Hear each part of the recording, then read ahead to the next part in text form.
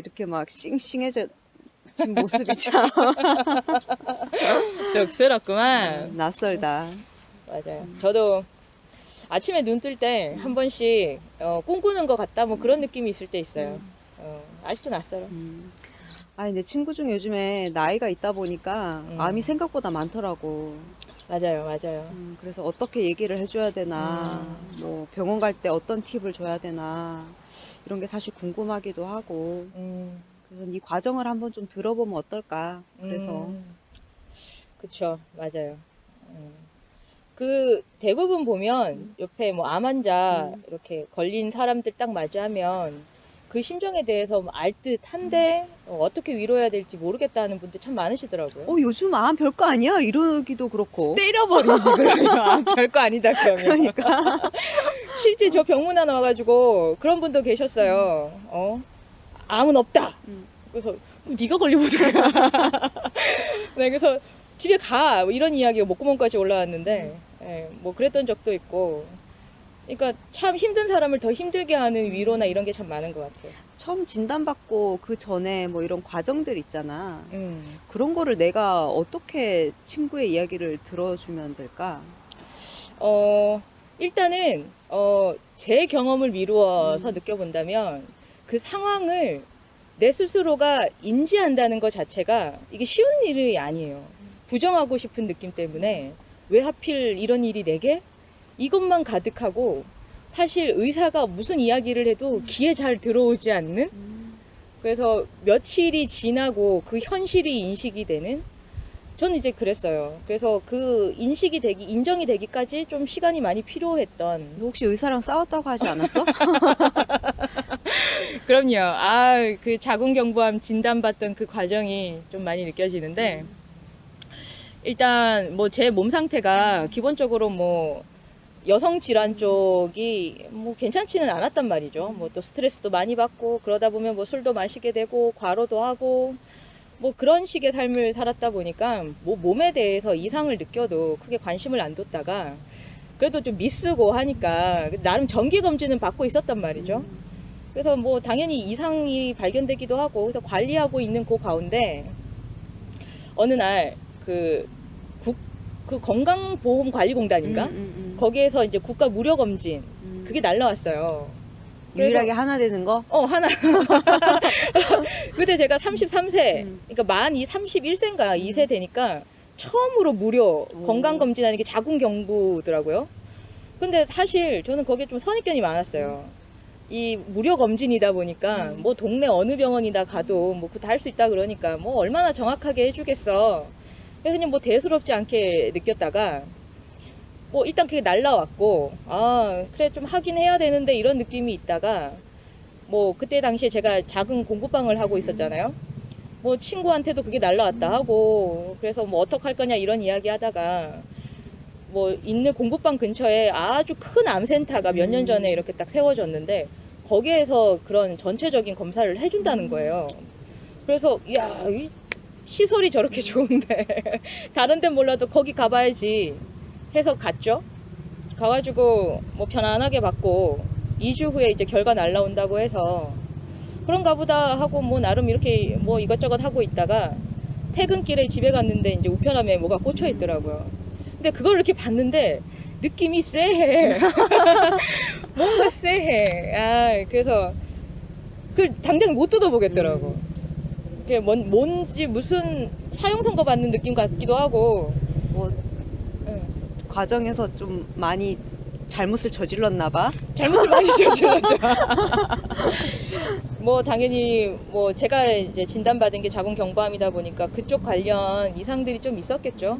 뭐 질 분비물도 뭐 피가 섞여 나온다든지 뭐 아니면 하복부에 좀 찌르는 통증, 좀 불편한 감, 뭐 생리 전후에 일반적이지 않은 느낌들 이런 게 쭉 있었고 뭐 아시겠지만 언니도 제가 워낙에 또 이걸 좋아하던 한때가 있었고 하다 보니까 이러다가 내가 죽을 수도 있을 것 같아 라는 느낌들이 많았는데 그거 싹 다 무시하고 살았다가 왠지 이 기본 검사기는 하지만 이걸 받아든다라는 게 자신이 없더라고요. 뭔가 왕건이가 나올 것 같은 거야. 그래가지고 그런 불안함이 정리될 때까지 좀 있다가 한참 뻘짓 다 하다가 이제 안 되겠다 해가지고 뜯어서 열었죠. 두둥. 나는 그런 검사지에 그런 문구를 써줄 거라고는 상상도 못 했는데 뭐라고 나와 있냐면 지금 제 기억 속에는 빠른 시일 내에 큰 병원에 가서 재검진이라고 이렇게 써 있었어요.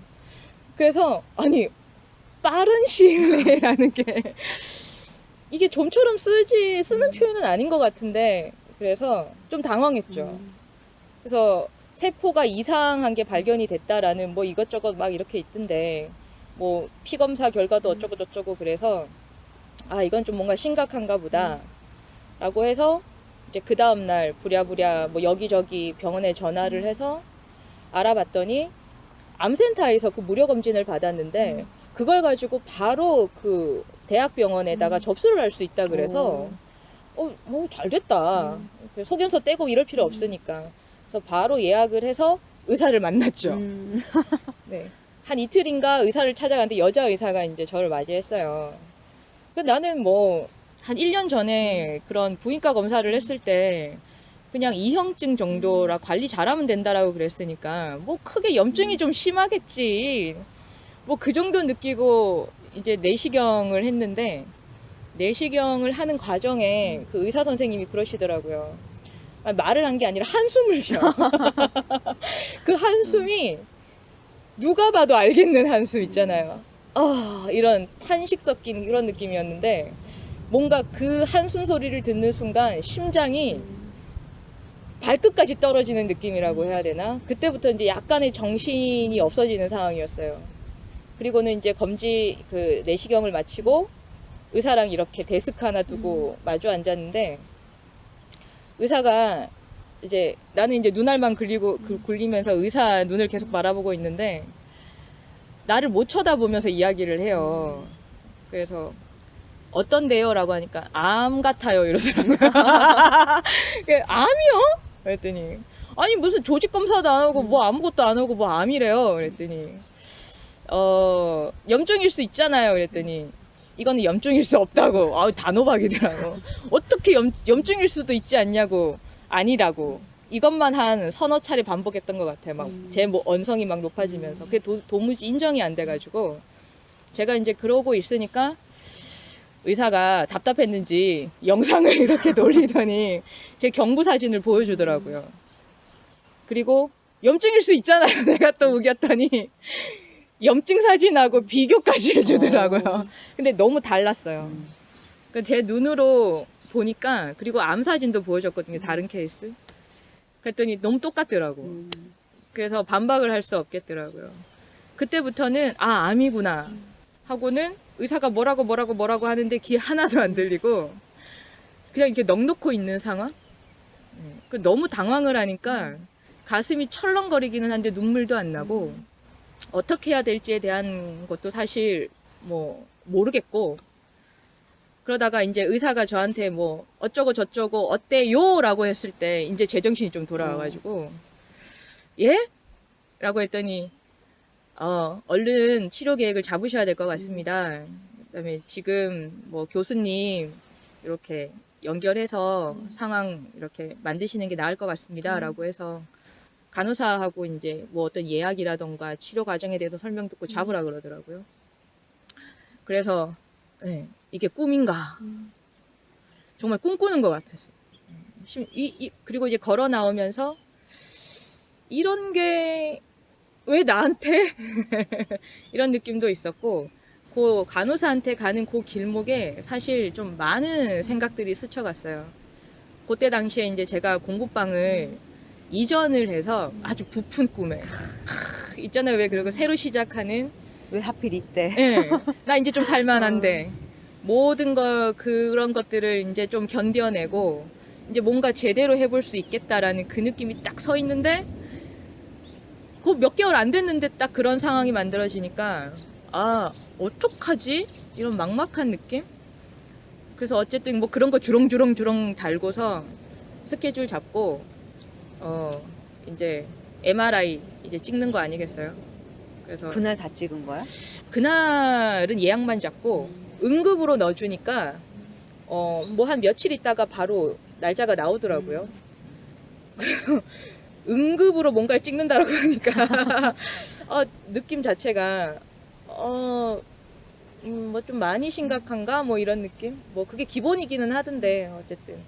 그래서 통 안에 들어가서 MRI 아시잖아요. 당당당당당당당당 하는 거. 근데 당당당당당 할 때마다 심장 위치에서 발끝까지 떨어졌다 올랐다 떨어졌다 올랐다. 이거를 하는데 그 안에 있는 게 너무 두렵더라고요. 야, 지금이니까 웃으면서 얘기한다. 그럼요. 그때는 사실 이 모든 과정을 저는 가족한테 숨겼거든요. 물론 뭐 저희 가족들이 이제 어렵게 뭐 과정을 쭉 살아오신 분들이어서 뭔가 이제 새로운 희망을 나로부터 만들어주고 싶어서 계획을 짜고 움직이고 있던 상황에 암 선고 받으니까 같이 부푼 느낌에 있다가 그거를 깨야 되는 게 나라고 느끼니까 감당을 못 하겠더라고요. 그래서 뭐 막연하지만 뭐가 내 느낌에 가닥이 잡힐 때까지는, 용기가 날 때까지는 말을 못 하겠다라는 것 때문에 철저하게 이 과정을 혼자 가져갔죠. 대부분 환자들이 그럴까?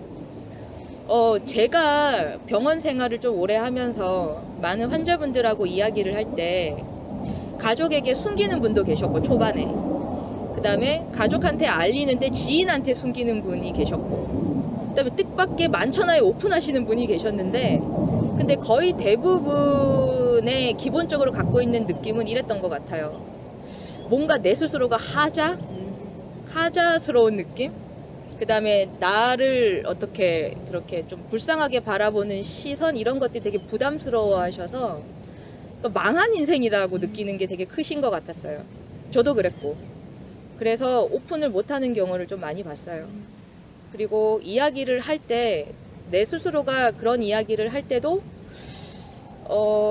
자꾸 상기를 해야 되니까, 내가 말을 하면서 내 스스로가 감당이 안 되는 느낌이 계속 커졌던 것 같아요. 야, 그렇게 숨기고 어떻게 살았대? 아무도 몰랐어? 2명은 알았는데 한 명은 저랑 동업하던 친구고, 한 명은 그때 당시 남자친구. 이렇게 두 사람은 어쩔 수 없이 공개를 할 수밖에 없었어요. 왜냐면 동업을 했으니까 제가 출근을 안 할 수는 없잖아요. 출근 안 할 핑계를 대려니까 막막하더라고. 한두 번이지. 그래서 이야기를 하게 됐죠. 또 캐묻기도 했고. 그래서 이제 제 친구는 당연히 제가 가족한테 알렸을 거다라고 느끼고 있었는데, 제 얘기를 들어보니까 이제 가족하고는 뭔가 연관이 안 된 느낌으로 자꾸 이야기를 하니까, 제 친구가 어느 날 저한테 와가지고 쌍욕을 하더라고요. 정말로 미친년 어쩌고 XX 그러면서 왜 가족한테 안 알리냐고. 이건 부모님도 알아야 된다고.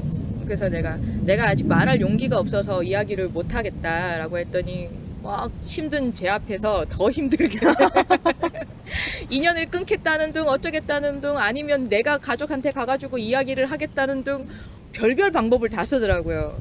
그래서 어쨌든 알겠다고. 근데 좀 내게 시간을 달라고 하면서 진정시키기 바빴죠. 근데 어느 날은 또 술 먹고 와가지고 저한테 또 막 이야기를 하고, 또 그때 당시에는 그게 너무 버거웠는데, 시간이 조금 지나고 느껴보니까, 그래, 참 저 친구도 아이고 참 나에 대한 느낌이 고맙네, 좀 많이 살갑고 그렇던데, 어쨌든 그 과정에서 막 윽박지르는 느낌 때문에 나도 이게 감당이 안 되는데 좀 많이 힘들더라고요. 그 친구가 목소리가 참 크지. 저보단 작아요. 이제 그랬었고, 이제 뭐 그러다가 뭐 이제 뭐 MRI 찍고 주치의 만나는 날이 돼서 이제 검사 결과를 보러 갔죠. 근데 그 가는 과정이 사실 견딜 수가 없더라고요. 혼자 갔지. 그다음 대기실에서 그 결과를 기다리는데, 제 느낌 안에는 이미 나는 죽었어. 이미 죽은 뭐 그런 느낌이었어요. 와, 근데 그걸 혼자 감당하기가 너무 힘들더라고. 그리고 다 아시겠지만 병원에는 다 아픈 사람들이잖아요. 다 죽상이잖아요. 동병상련을 느끼면서 그래, 저분도 힘드시겠구나 하지만 밝은 느낌이 없다 보니까 갈피를 못 잡겠더라고요. 어쨌든 이름 호명하고 의사랑 또 마주보고 딱 앉았는데, 이번 주치의는 이제 남자 교수님이셨는데 권위자래요. 한국에서 5손가락에 안에 드시는 분이라고 해서 뭐 사실 그때야 뭐 5손가락에 들든 뭐 3손가락에 쓰든 1인자라고 해도 이미 죽어 있는데. 내 느낌 자체가 난 죽은 사람이어가지고 그 이렇게 이제 검사 결과를 이야기를 하는데 자궁 경부암이 맞고 이기초라는 거예요. 그래서 그걸 딱 듣는 순간 왜 그 병은 뭐 요새 병은 병도 아니다라는 매스컴에서 막 두드리는 그 얘기에 나도 듣고 있었던 터라 병기가 작으니까 뭐 아무것도 아니겠지 이런 느낌이 여기서 한쪽에 그럼 한 3개월입니다. 이 얘기 들어야 좀 심각하지 않아? 맞아요. 한 말기 정도 돼야 아 죽는구나 할 텐데 이기초 그러니까 뭔가 좀 안심은 되던데 의사가 이제 뒤에 붙이는 이야기가 이 암종이 악성 암종이라서 예후가 별로 좋지 않다. 그리고 항암제가 잘 안 듣기로 유명한 암종이고 뭐 이런 이야기를 하는데 저는 이미 이기초에 꽂혔어. 그래서 이제 심각성을 잃어버린 느낌이 좀 살짝 있기도 했고 그래서 어쨌든 그래도 암이다라고 확정을 받으니까 그 순간에는 사뭇 진지해지긴 하더라고요. 그때 제일 먼저 어떤 생각이 들었어? 제일 먼저요. 웃긴 건 나에 대한 느낌은 하나도 없었어. 물론 심장이 철렁하고 내가 어떻게 하지 이런 좀 그런 느낌은 있었어도 여기 머릿속에 떠돌아다니는 건 공부방 어떻게 하지? 엄마 그리고 삼촌 어떻게 하지? 그 다음에 지금 나한테 쌓여있는 이 돈 문제 어떻게 하지? 다 이런 것들이 여기서 막 복잡하게 엉켜 있어서 이런 것들 어떻게 하지였지? 아픈 나에 대한 느낌은 한참 후에 나. 정말 과정이 그것도 한참 진행이 되고서 조금 느껴졌던 부분이라서 그때 당시에는 그런 것들로만 좀 많이 느꼈던 것 같아요. 내 처지에 대한 게 굉장히 컸고 그래서 어쨌든 악성 종양이다라고 이야기를 하고 의사는 당장 이제 수술을 이야기를 했어요. 이런 경우에는 항암을 하는 게 아니라 수술하고 나서 이후에 항암을 방사선을 계획을 한다고. 근데 뭐 다 아시겠지만 제 꿈이 현모양처 누가 보면 다 웃는 이야기지만 그때 당시에는 저는 이제 그게 너무 절실했고 결혼해서 아이 낳고 오순도순 사는 게 모든 거의 결론이었기 때문에 근데 자궁 적출하는 수술을 받으면 인생 끝나는 거예요. 완전 그치. 끝나는 거잖아요. 그러니까 여자로서의 뭐는 끝난다 이렇게 느껴버렸으니까 자궁 적출이란 이야기를 들었을 때는 거부 이게 첫 느낌이었어요. 그래서 뭐 어쨌든 그 의사한테 자궁 경부암, 이기초 악성 종양이라는 진단을 분명하게 받았죠.